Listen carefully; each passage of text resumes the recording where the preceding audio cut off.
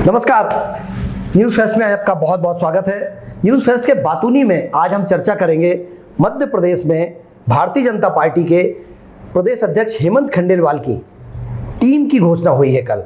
आश्चर्य इसलिए है कि इसके पहले चाहे नंद कुमार सिंह जी की टीम हो, उसे 4 महीने 5 महीने 6 महीने लगते थे। BD शर्मा की टीम हो, उसको भी बहुत लंबा समय लगा था। लेकिन हेमंत खंडेलवाल जी की टीम 100 दिन के बाद सबसे पहले जारी हुई है, और जो जारी हुई है उसके साथ उसमें युवा चेहरों को समाहित किया गया है। युवाओं को जो महत्व दिया गया है, एक उसमें सबसे ज़्यादा चौंकाने वाला नाम आया आशीष अग्रवाल का। आशीष अग्रवाल को प्रवक्ता के रूप में, मीडिया इंचार्ज के रूप में फिर से एक बार मौका मिला है, और यह अब तक नहीं हुआ था।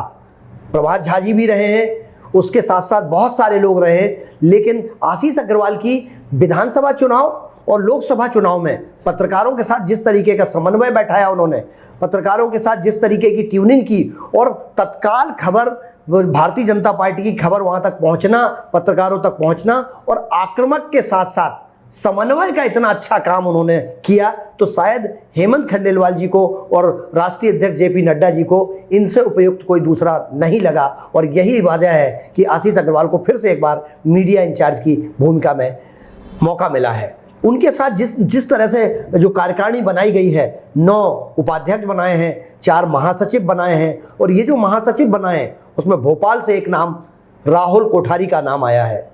सुमेर सिंह सोलंकी जो कि बड़वानी से राज्यसभा सांसद हैं, इसके अलावा जो एक महिला और एक और पुरुष जिनको महामंत्री के रूप में बनाया है, और प्रदेश कार्यालय में राघवेंद्र शर्मा की विदाई हो गई है, उसकी जगह महाजन जी को यहाँ पर लाया गया है। कैसी है टीम, क्या कर सकती है, आइए हम बात करते हैं। हमारे साथ वरिष्ठ पत्रकार, समीक्षक, समालोचक और एक देश के प्रख्यात लेखक श्री राजेंद्र कानूनगो जी हैं। आपका बहुत बहुत स्वागत है कानूनगो बहुत जी। धन्यवाद जी। क्या लगता है आपको, जिस तरीके की हेमंत जी की टीम आई है और जल्दी टीम आई है, क्योंकि हेमंत जी ने हमेशा पर्दे के पीछे से काम किया, भाजपा के कोषाध्यक्ष के रूप में काम किया, और अब जब उनको प्रदेश अध्यक्ष बनाया गया तो उनके पास एक अच्छी टीम की जरूरत थी। और मैंने जो टीम में अभी विश्लेषण किया, हमारी न्यूज़ फेस्ट की टीम ने जो इस पर अध्ययन किया, उसमें ऐसा जानकारी मिली, युवा चेहरों को मौका दिया है। राहुल कोठारी युवा हैं, सुमेर सिंह सोलंकी युवा हैं, आशीष अग्रवाल युवा हैं। इसके अलावा जिन लोगों को मौका दिया है वो भी अधिकांश ऐसे हैं जो ज़्यादा ऊर्जावान हैं। लेकिन फिर से मौका एक बार अगर मिला है तो वो महत्वपूर्ण पदों में आशीष अग्रवाल जी को मौका मिला है। तो हेमंत जी की टीम में क्या आप देखते हैं? देखिए, हेमंत जी की टीम की चर्चा करने से पहले हमको हेमंत जी के व्यक्तित्व पर जाना पड़ेगा। हेमंत जी का जो व्यक्तित्व है वो अपने आप को प्रदर्शित करने का व्यक्तित्व नहीं है। उनमें कोई लालसा नहीं है कि मेरे को सब जाने, मेरा कोई दिन रात अखबारों में मैं फ़ोटो में छपता रहूं, या कहीं पर इस प्रकार जो अपने एक शोमैन जो हो की भावना रहती है, वो हेमंत जी में नहीं है कहीं से भी जी। अभी वो पर्दे के पीछे रह करके ही काम करना पसंद करते हैं जी। और जैसा कि आपने जिक्र किया था, इसके पहले के जितने भी प्रदेश अध्यक्ष बने हैं, प्रभात झा से भी लेकर के, और उसके पहले की भी बात करें तो उनके सबके मुकाबले में इनकी जो टीम बनाने की जो अवधि है वो सबसे कम रही।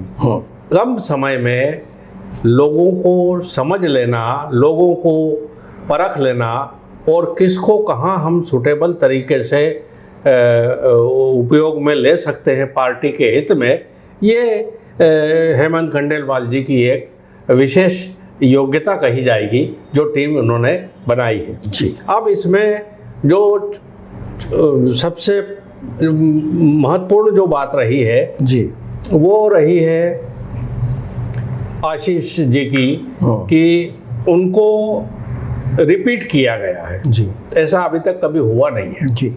और उसका एकमात्र कारण उनकी सौम्यता है, सौम्य छवि है, लोगों से मिलनसारिता है, और जो पार्टी के हित में कितना अच्छे से अच्छा वो काम कर सकते हैं, ये खंडेलवाल जी ने देखा इसको और उनको रिपीट किया। निश्चित रूप से ये सारी टीम जो बनी है, इसके नाम ले जा करके, और इन्होंने राष्ट्रीय अध्यक्ष जो नड्डा साहब हैं उनसे काफ़ी चर्चा की होगी, डिस्कशन किया होगा किसको कहाँ करना है। तो ये सारी बात होने के बाद ये हुआ।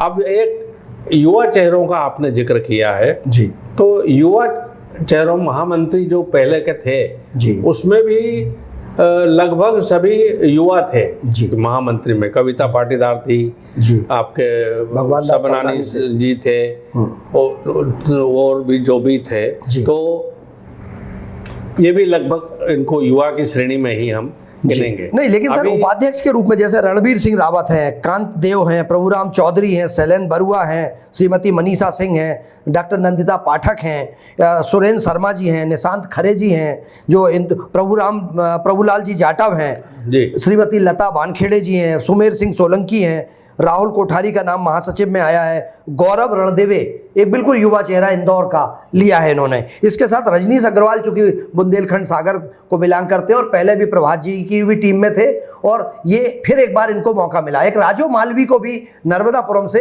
एक बार फिर से मंत्री के रूप में फिर काम करने का मौका मिला। उसी के साथ बबीता परमार, इनको फिर से मौका मिला। ये पहले भी सचिव थी और एक बार फिर सुजालपुर में नगरपालिका अध्यक्ष हैं ये, और इनकी छवि, इनके वर्किंग देख के शायद इनको फिर से मौका मिला होगा। परंतु क्या लगता है कि जो राघवेंद्र शर्मा थे वो कार्यालय मंत्री थे, राघवेंद्र शर्मा की जगह वहां पर किसी दूसरे को उन्होंने वहां पर महाजन जी को मौका दिया है और महाजन जी को वहां पर कार्यालय मंत्री बनाया गया है। राघवेंद्र जी को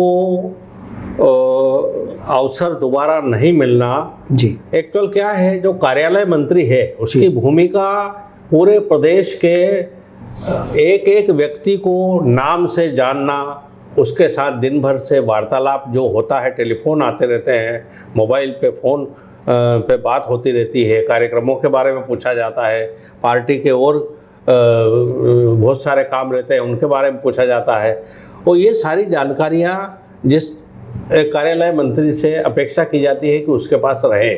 इसके पहले भी लोकेंद्र जी भी कार्यालय मंत्री रह चुके हैं, और एक सबसे बड़ा नाम, आश्चर्यजनक नाम था, जो जिनको लोकसभा का टिकट दे करके सांसद बनाया गया, जी, वो नाम जी, आपको चकित करेगा कि भाई कार्यालय मंत्री होते हुए जी, उनको लोकसभा आलोक संजर जी को बनाया। मैं नाम में आलोक संजर को बनाया, जी, वो हो रहा था जी। तो आलोक संजर जी लंबे अवसर तक, भगवान दास सबनानी भी कार्यालय मंत्री रहे, उसके बाद प्रदेश महासचिव बन गए, जी। तो आलोक संजर जी ने जो काम किया उसका उनको परखते हुए उनको भोपाल से सांसद बनाया गया, और बड़ी सौम्य छवि, और हर समय हर व्यक्ति के पास जो है वो उनका मेल मुलाकात, उनका टेलीफोन जो है वो सब जो भी होता था वो है।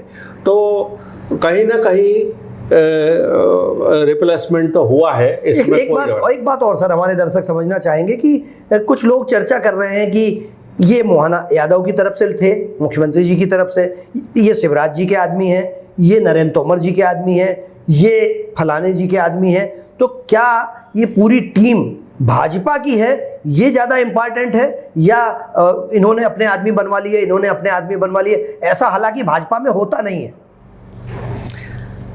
देखिए, भाजपा में होता है, नहीं होता है, कांग्रेस में होता है, नहीं होता है, दूसरी पार्टियों में होता है, नहीं होता है, ये एक अलग विषय है।